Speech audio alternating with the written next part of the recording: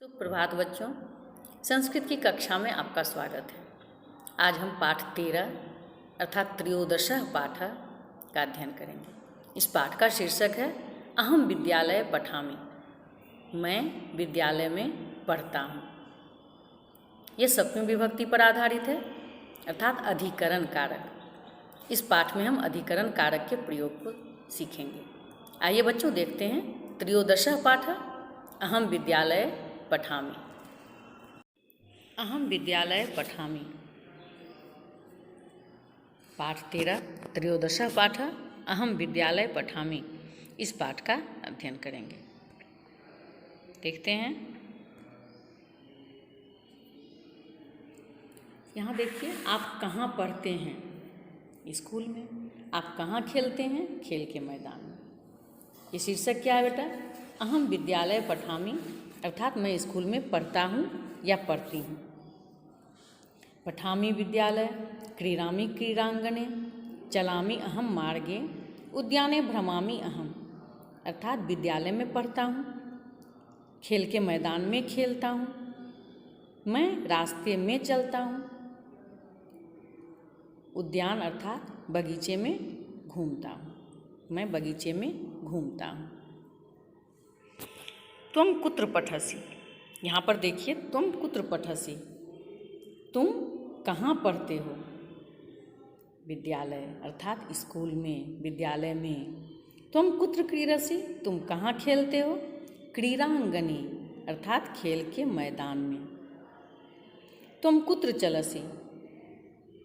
तुम कहाँ चलते हो? मार्गे अर्थात रास्ते में, मार्ग में। त्वं कुत्र भ्रमसि? तुम कहाँ घूमते हो? उद्याने अर्थात बगीचे में। ये समझ में आ रहा है बेटा ये प्रश्न कि कर्ता के द्वारा कहाँ पर क्रिया हो रही है? चाहे वो पढ़ने की क्रिया हो, खेलने की क्रिया हो, चलने की क्रिया हो, या टहलने या घूमने की क्रिया हो, ये कहाँ पर हो रहा है? समझ में आ रहा है बेटा? इसके लिए जिस चिन्ह का हम प्रयोग करते हैं उसे हम अधिकरण कारक कहते हैं अर्थात सप्तमी विभक्ति। आइए देखते हैं बच्चों, कुछ और वाक्य देखते हैं। यहाँ देखिए, तुम कुत्र वससि? तुम कहाँ रहते हो। वससि का अर्थ होता है रहना, कहाँ रहते हो, कहाँ वास करते हो। अहम गृहे वसामि, मैं घर में रहता हूँ। हम लोग सब घर में रहते हैं ना, तो अहम गृहे वसामि, गृह का अर्थ होता है घर, वसामि रहता हूँ। किम त्वम ग्रामे वससि? क्या तुम, किम का अर्थ होता है क्या, त्वम मतलब तुम, ग्रामे अर्थात गांव में, वससि रहते हो, क्या तुम गांव में रहते हो? नहीं। अहम नगरे वसामि, नहीं मैं नगर में रहता हूँ, शहर में रहता हूँ। मम मातुलः विदेशे वसति, मम मतलब मेरे, मातुला मतलब मामा, विदेशे वसति विदेश में रहते हैं। तुम कुत्र पठसि? तुम कहाँ पढ़ते हो? अहम विद्यालय पठामि। आपका शीर्षक भी क्या है बेटा इस पाठ का? अहम विद्यालय पठामि। क्या है इसका शीर्षक? अहम विद्यालय पठामि। आप कहाँ पढ़ते हो? तुम कहाँ पढ़ते हो? तुम कुत्र पठसि? अहम विद्यालय पठामि, मैं विद्यालय या स्कूल में पढ़ता हूँ या पढ़ती हूँ। सा मम शिक्षिका अस्ति, वह मेरी शिक्षिका है यानी अध्यापिका है। सा पुस्तकालय पठति, वह पुस्तकालय में पढ़ती हैं। पुस्तकालय अर्थात जिसको आप लाइब्रेरी कहते हो बेटा, जहाँ पुस्तक रखा जाता है, जहाँ पुस्तकों का संग्रह होता है, पुस्तकालय। सा श्याम पट्टे लिखति, वह श्याम पट्ट पर लिखती हैं, जिसको ब्लैक बोर्ड आप कहते हो। वह कौन? शिक्षिका, अध्यापिका। श्याम पट्टे लिखति, श्याम पट्ट पर लिखती हैं। तुम कुत्र क्रीडसि? तुम कहाँ खेलते हो? यहाँ पर देखिए, दो बच्चे खेल रहे हैं। तुम कुत्र क्रीडसि, तुम कहाँ खेलते हो? अहम क्रीड़ा क्षेत्रे क्रीडामि, मैं खेल के मैदान में खेलता हूँ। अहम उत्तम पुरुष एक वचन का रूप है। क्रीड़ा क्षेत्रे ए का प्रयोग हो गया, यह अधिकरण कारक है। क्रीडामि खेलता हूँ, क्रीड़ा क्षेत्र मतलब खेल के मैदान में, क्रीडामि खेलता हूँ। अहम मार्गे चलामि, मैं रास्ते में चलता हूँ। पितामह उद्याने भ्रमति। पितामह अर्थात दादाजी बगीचे में घूमते हैं। उद्याने अर्थात बगीचे में, भ्रमति घूमते हैं।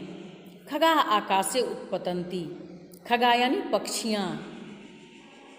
खगा यहाँ पर देखिए बहुवचन शब्द है। खगा यानी पक्षियाँ, आकाशे यानी आकाश में, उत्पतंती उड़ती हैं। समझ में आ रहा बेटा? बहुत आसान है ना। ध्यान से देखिए, यहाँ पर अधिकरण कारक के लिए ए चिन्ह का प्रयोग हुआ है।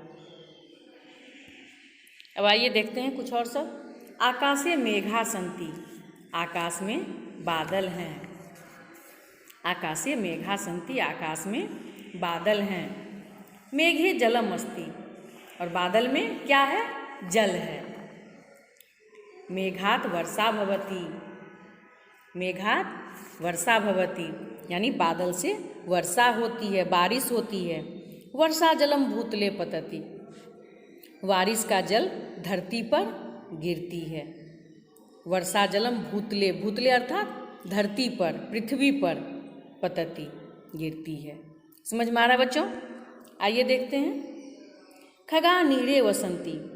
खगा यानी पक्षियाँ, नीरे अर्थात घोंसले में, वसंती रहती हैं। नीरे नीरः कुत्र अस्ति। घोंसला कहाँ है? नीरा मतलब घोंसला, कुत्र मतलब कहाँ, अस्ति मतलब है। नीरः वृक्षे अस्ति। घोंसला वृक्ष पर है। वृक्षे वृक्ष पर है। वृक्षा उपवने अस्ति। वृक्ष कहाँ है? पेड़ कहाँ है? उपवने यानी बगीचे में है। समुद्रे मत्स्या तरंती। समुद्र में मत्स्या अर्थात मछलियाँ तैरती हैं। तरंती का अर्थ तैरती हैं। तरती मतलब तैरती है, तरंती बहुवचन, तैरती हैं यानी बहुत सारी मछलियाँ जो हैं तैरती हैं। समुद्रस्य जले कच्छपा मकड़ा च तरंती। समुद्रस्य यानी समुद्र के, जले यानी जल में, कच्छपा अर्थात कछुआ, च और मकड़ा अर्थात मगरमच्छ तैरती हैं। समझ में आ रहा बेटा? च का अर्थ होता है और, जो इन दो शब्दों के बीच में प्रयोग होता है, लेकिन जब हम संस्कृत अनुवाद करते हैं तो शब्द के अंत में प्रयोग करते हैं। तो ये कच्छपा मकड़ा च यानी कछुआ और मकड़ा, तो ये च का प्रयोग मकड़ा के बाद हो रहा है। लेकिन जब हम हिंदी अनुवाद करेंगे तो कछुआ और मकड़ा के बीच में हम और का प्रयोग करेंगे। तरंती यानी तैरती हैं। समुद्र के जल में कछुआ और मगरमच्छ तैरती हैं। समुद्रे जलपोता अपि तरंती। समुद्र में हवाई जहाज, हवाई जहाज नहीं होगा यहाँ पर, जहाज। जलपोता मतलब जहाज, जो पानी में चलने वाला जहाज होता है। अपि तरंती, वह भी तैरती है। पानी में भी जहाज तैरती है ना, पानी में भी जहाज जाती है, शिप जिसको आप कहते हो। समुद्रे जलपोता अपि तरंती। समुद्र में जलपोता अर्थात जल जहाज भी तैरती हैं। अपि मतलब भी, जलपोता मतलब जहाज, भी तैरती हैं। प्रज्ञा तरती। प्रज्ञा तैरती है। किम तुम तरसी। क्या तुम तैरती हो। आम हाँ, अहम अपि तरामी। मैं भी तैरता हूँ। यानी प्रज्ञा तो तैरती ही है, और साथ में देखो एक और लड़का तैर रहा है ना, तो वो क्या कह रहा है? हाँ, अहम अपि तरामी, मैं भी तैरता हूँ। प्रज्ञा तरती, प्रज्ञा तैरती है। किम तुम तरसी, क्या तुम भी तैरते हो। आम हाँ, अहम अपि तरामी, मैं भी तैरता हूँ। अहम तरन ताले तरामी।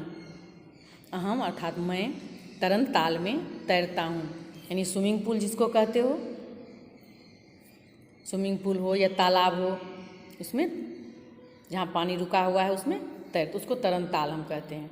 ये स्विमिंग पूल में तैरते हैं। तरन ताले तरामी, मैं तरन ताल में तैरता हूँ। करगद नौका कस्मिन तरंती। करगद नौका अर्थात करगद नौका वर्षा जले तरंती। कागज की नाव वर्षा के जल में तैरती हैं। आप लोग याद करो, आप लोग भी कागज की नाव को वर्षा के जल में ही चलाते हो ना, उसके पानी में रखते हो, नाव तैरती है वर्षा के जल में। तो बारिश के जल में कागज की नाव, करगद नौका यानी कागज की नावें वर्षा जले तरंती, वर्षा के जल में तैरती हैं। पश्य बालका क्रीडंती, पश्य मतलब देखो, बालका क्रीडंती बच्चे खेलते हैं, लड़के खेलते हैं। ते प्रसन्ना सन्ति, वे सब खुश हैं, प्रसन्न हैं। ते यानी बहुवचन, वे सब प्रसन्ना यानी प्रसन्न, खुश, सन्ति हैं। बालका क्रीडंती यानी बच्चे लड़के जो हैं सब खेलते हैं। ते प्रसन्ना सन्ति, वे सब प्रसन्न हैं, वे सब खुश हैं। समझ में आ रहा बेटा ये पाठ आप लोगों को? यहाँ देखिए कुछ ध्यान रखने योग्य बातें भी दी गई हैं। अधिकरण कारक अर्थात क्रिया का आधार, क्रिया का स्थान अथवा समय। क्रिया का आधार कहाँ यानी क्रिया कहाँ पर हो रही है, उसके स्थान या समय का बोध कराता है। स्थानवाचक शब्द में अर्थात में या पर के अर्थ में सप्तमी का प्रयोग, यथा विद्यालय, ये सप्तमी विभक्ति का प्रयोग है। जैसे विद्यालय अर्थात स्कूल में, वृक्षे अर्थात पेड़ पर। सप्तमी विभक्ति एक वचन पद के अंत में ए आता है, यथा नीरे, मेघे इत्यादि। प्रश्न में कुत्र अर्थात कहाँ अथवा कस्मिन् अर्थात किसमें का प्रयोग होता है, यथा जैसे नीरा कुत्र अस्ति, घोंसला कहाँ है। करगद नौका कस्मिन् तरंती, कागज की नाव किसमें तैरती है।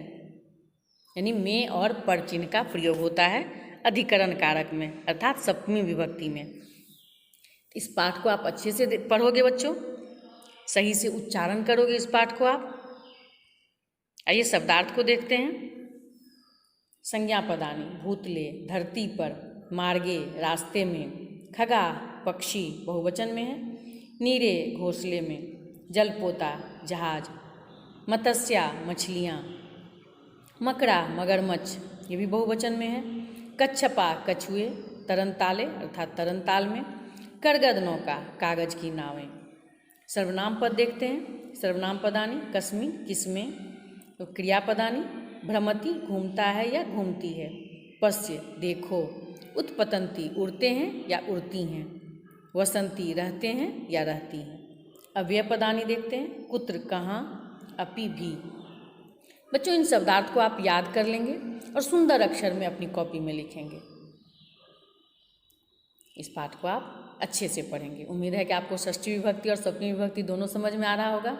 पिछली कक्षा में आपने षष्ठी विभक्ति पढ़ा था और आज आप सप्तमी विभक्ति पढ़े हो।